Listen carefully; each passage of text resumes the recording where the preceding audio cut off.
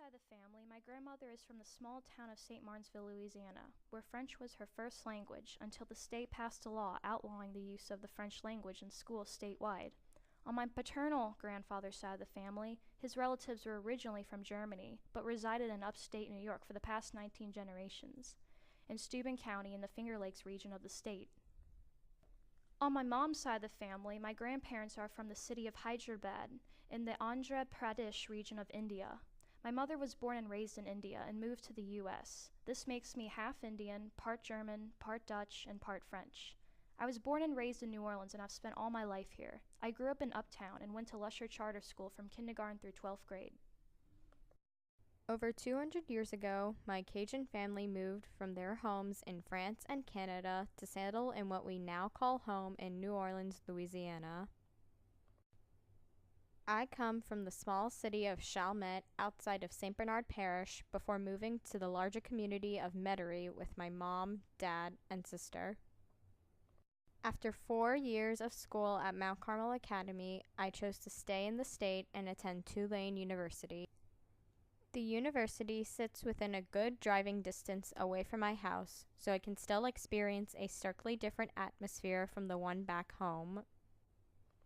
I've experienced the vibrant festivities of Mardi Gras, the Native American dances and music of Jazz Fest, the 3-day-long spell of the craziness from Voodoo Fest, the classic New Orleans-style food of the French Quarter Fest, the classy art shows of White Linen Night, the unpredictable film industry, and the diverse culture surrounding me. Growing up here is like exploring something new every day that I never knew existed.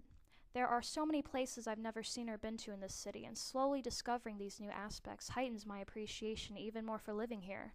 Everything revolves around tradition here, and there is this enchanting charm that never ceases to amaze me. I've met so many people here with different customs, cultures, and ethnicities who are either a blessing or a lesson in my life. In New Orleans, nearly everyone I know is either related to me or friends of the family. Every year, there would be Thanksgiving, Christmas, or even birthday parties or cookouts with all of those friends and families with shrimp, crawfish, and other things made by my dad for the occasion. Football season also qualified as a family gathering with members coming around the house just to stay for hours on end to cheer on for the home team, the Saints. Mardi Gras would start just down the street with the local parades throwing pounds of beads to kids on ladders and trucks. Although I've never really taken part in everything the city has to offer, like the parties at the French Quarter or all the different kinds of food, I'm still involved by mere association to my family and the city. I've had many hardships in this city, but I've also found salvation here.